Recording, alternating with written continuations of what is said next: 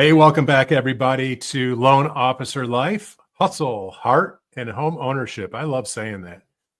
I am joined today by Devin Dubuc. Devin is the National Sales Director at Premier Lending, which is awesome, and we're going to talk about that. But I've gotten to know Devin through a couple different communities that we both exist in, and just love the way you think, Devin. So I was excited to have you join me here today on Loan Officer Life. Well, I love a great collaboration, Brian, in hustle, heart, and home ownership, man. You know, who doesn't love that, right? Right. You know, I'm honored to be here with you today, and it's great to share those communities. You know, I think that's a big part of what helps people succeed today in this space. You know, there was a lot of uncertainty over the last couple of years, and, you know, hanging out with other great people, right? I think I said it yesterday, in a room full of goats, right? You know, the greatest of all time in this industry, you know, and sharing our success stories and techniques together is really what helps propel people and keep people moving in the right direction. So, you know, I appreciate what you're doing here too, brother, because, you know, again, having that platform for people to speak out and help empower others with great collaboration. This is what our industry needs right now. And I love that you're doing it, brother. Oh, likewise. And thank you for that. You know, I think back, because I would say in the last 18 months, I've been much more intentional about getting into communities like the Redder Morning group that Scott runs, which is awesome. And I'm 57, so I've been at this quite a while, right? And I'm like, why did I wait? Why am I just, you know, actively seeking out these opportunities and getting engaged now? And I don't know the answer to that question, by the way. I think there's a lot of people that probably are in a similar spot where Couldn't agree with you more. You know, we get stuck in our own ways, and I'm loving learning from different people and different mindsets and different, you know, business strategies, and so I'm just thankful to have being invited to some of those groups. Agreed. Well, you know, I got to tell you, I'm 48 years here and, you know, been in the industry for 23 years. And at the same time, you know, I ask myself the same thing, but I say this all the time, Brian, you know, we hear things when we're ready to hear things. Yeah. Right. And I think that also goes without saying, we do things when we're ready to do things, you know, and, you know, there's been a lot of struggle in this industry over the last couple of years. And I think that's where a lot of us have stepped up and said, you know what, man, we got to do something about this, you know, because people can have success even in a difficult market, right? And I can't say a high rate market because this isn't a high rate market. It feels that way to a lot of people. But, you know, if you're from, you know, the previous years in this industry, you know, rates in the sixes are actually great rates. In fact, when I got into the industry back in 2002, the rate, we were at a refinance boom, and the rate at that time was 6.5. Yeah. We dropped down to 5.5, and it was just like, you know, drinking through a fire hose, right? And then you flash forward to markets like 2020, 2021, and part of 2022. And we have this unrealistic expectation as to what a market should really look like. And I think that's what scared a lot of people. So, you know, it's kind of forced folks like you and me to step out and say, hey, guys, what we saw before wasn't normal. And, you know, what we're having to do now is really get after it and work harder and have strategies in the way that we do business. And here, let me show you the way, right? Like, let's show you what we're doing over here so you don't have to struggle right now. Oh, yeah, I love that. And it is all about perspective. And so I wrote my first loan in 1991. The par rate on an FHA 30-year fixed rate was 10.5. And we were doing streamlines back then, refining people that were 13, 14, 15%, you know, into a 10.5. Wow. So it is all relative. It's all about perspective and where you've been, what you've seen. It is. So I'd love your thoughts on this. I think I know the answer. That's why I'm asking the question, probably. So we talk about these communities, these groups, these masterminds that are happening all over the place. It feels like in the last 4 months or so, some of the best strategies that are being shared in these communities are like old school tactics, if you will. That's right. Like the one common thread that I keep hearing over and over and over and again is you have to have more conversations. That's right. And so it's like, it's like we're in this advanced technology age. Everything's AI. But at the end of the day, to me, that one common strategy, that one common tactic, that one common thread is still communication and having more of it. I couldn't agree with you more. And I think, at the end of the day, let's go down that avenue a little bit. You talk about AI and what's happening with technology, and it's amazing. And we should all be in front of that, right? Because at the end of the day, we could utilize that technology to help strategize and get us more conversations, right?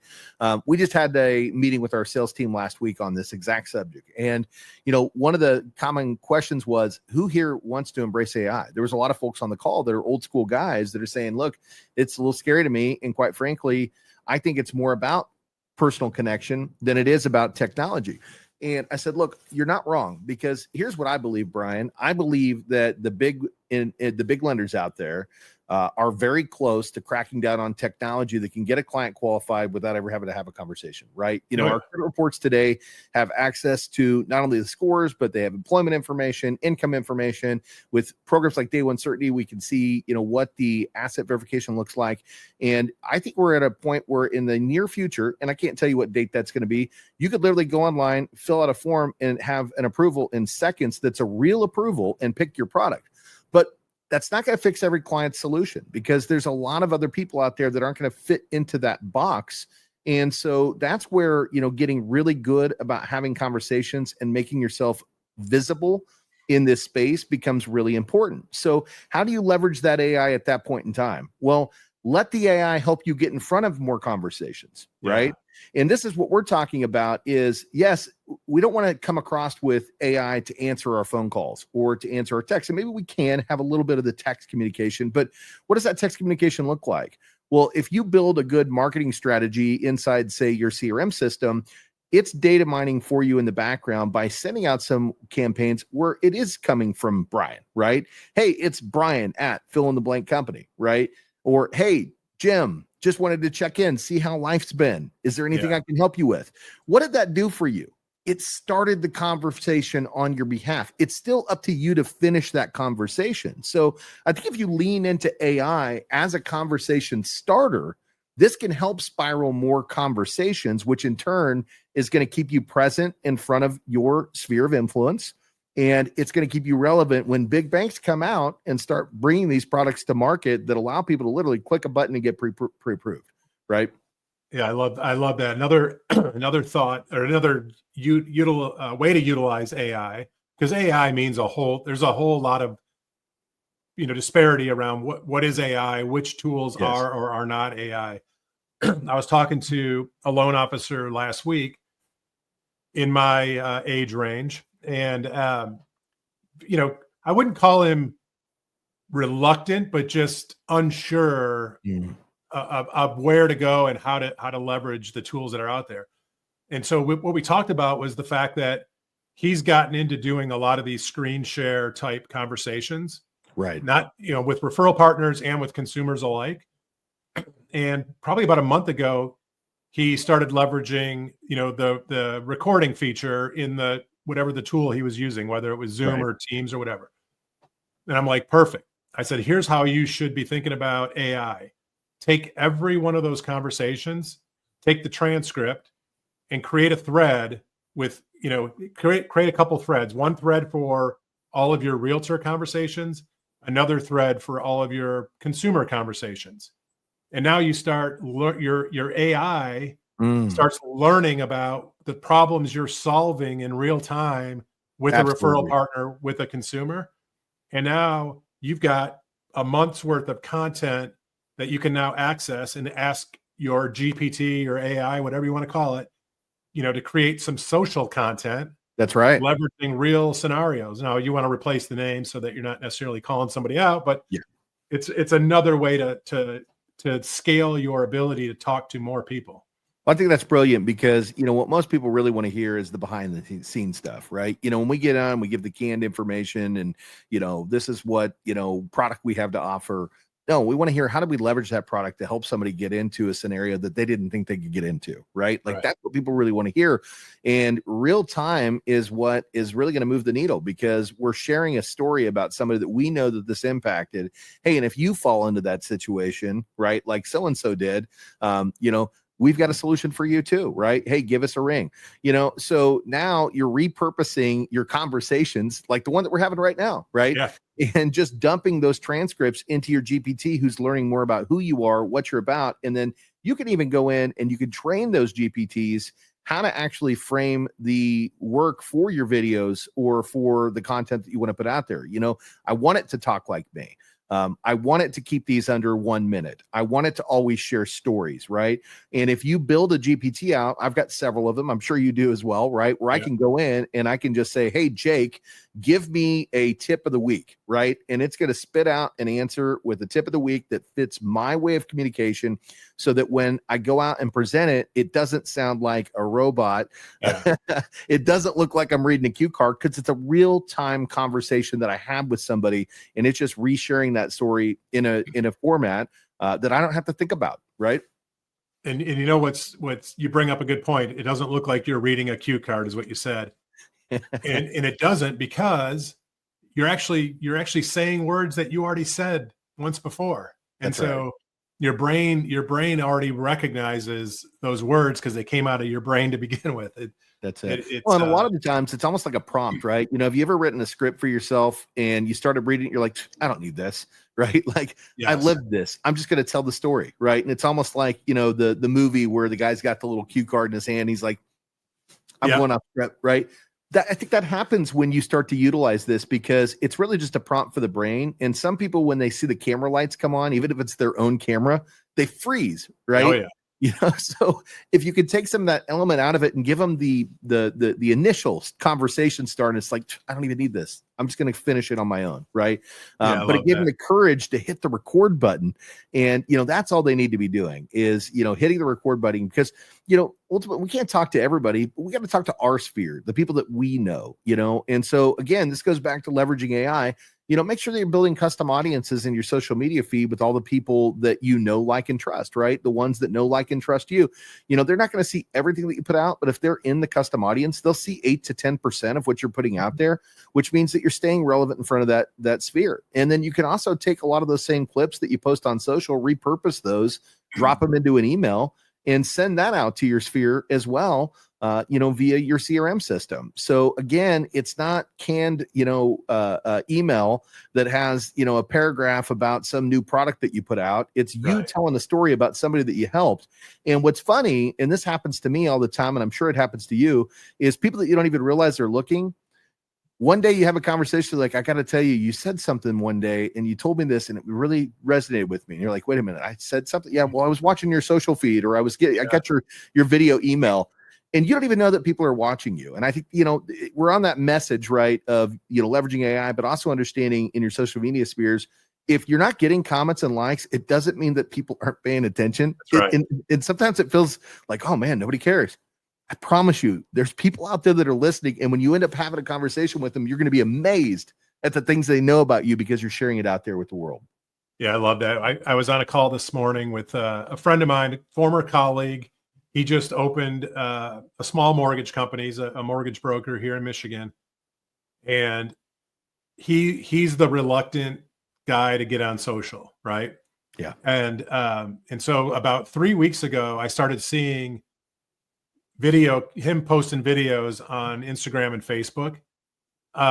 And they're authentic. This is what I told him. I'm like, Imran, what I love about what you're doing is it's you. I know it's you because I know you, and you're not trying to be somebody else, right? And so he's a very kind of matter of factual kind of guy. And so I said, well, how's it going so far? He's like, I'm getting more comfortable. And he said, you know what? Yesterday I got a call from somebody I hadn't talked to in 4 years. Yep. Who didn't text, didn't email, but they called him and said, Imran, yeah, I saw your video over the weekend. I'm in the process of buying a second home. I'd love to talk to you. And so that was his aha moment of, had he not put a video out, which by the way, his video over the weekend had nothing to do with the second home, but the friend, the longtime friend who he hadn't talked to in a while, saw Imran talking about home financing. That's right. And basically said, "Oh yeah, he's in the business." Top of mind. Would not have thought of him otherwise. And so for him, and that was like his aha moment where, and by the way, that guy never liked the video, didn't comment on it. No clue you even watched it, But what else is cool about that is not only did he give him the the aha moment to have got a friend that's in this industry, right?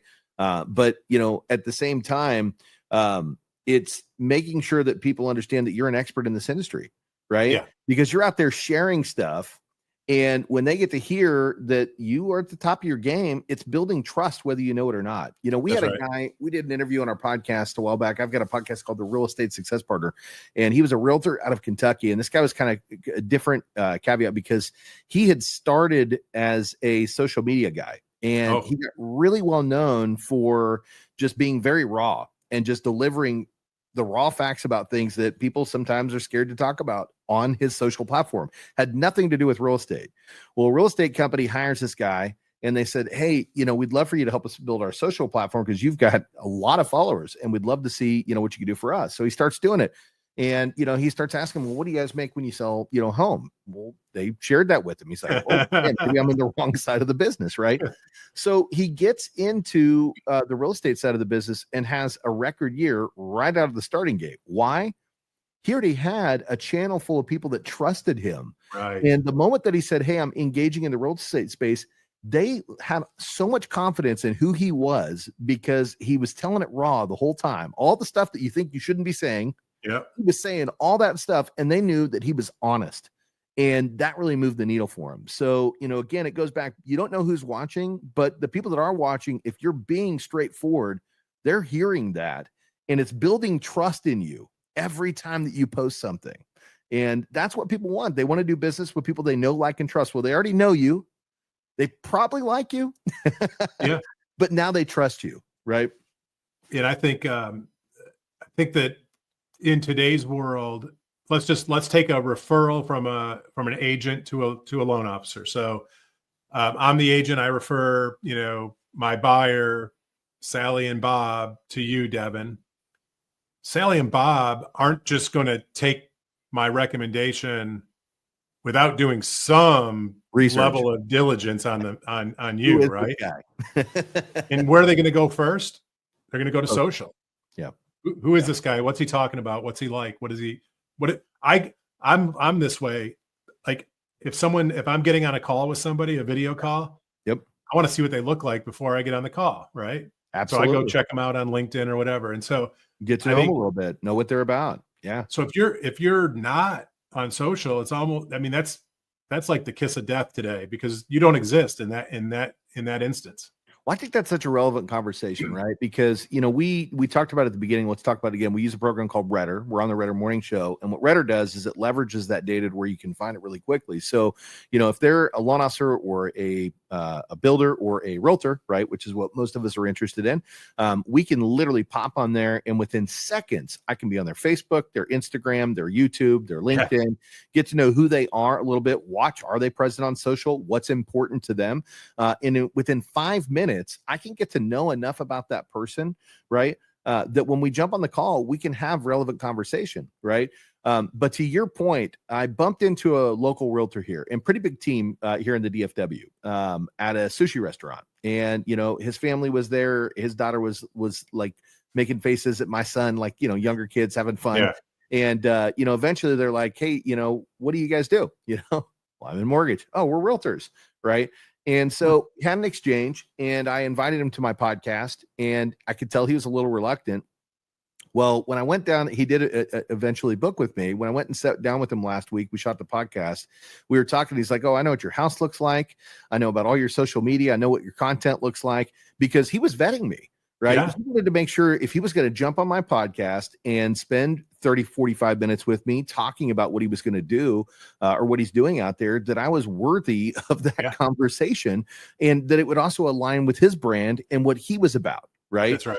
So I think that makes it even more of a statement. Hey, these people that you want to get to know, these people, not just the agents, but the clients too, they're going to look you up. what are they going to see? Right. And if it's just that you're a family man, that's great. That's awesome, because that builds trust too, right? So you don't want to look like a billboard. It can't just be all mortgage, mortgage, mortgage, mortgage, mortgage, mortgage, mortgage. That's great. That does show that you're relevant in the industry, but you need to showcase who you are as a person as well. And let's talk about that. Even to the backdrops, what's behind you. I mean, Brian, I'm looking at your room and I can see a lot of the things that you're passionate about. You can see mine, same thing. That tells a lot about who the person is on the other end. Make sure that your presence shows who you really are as a person.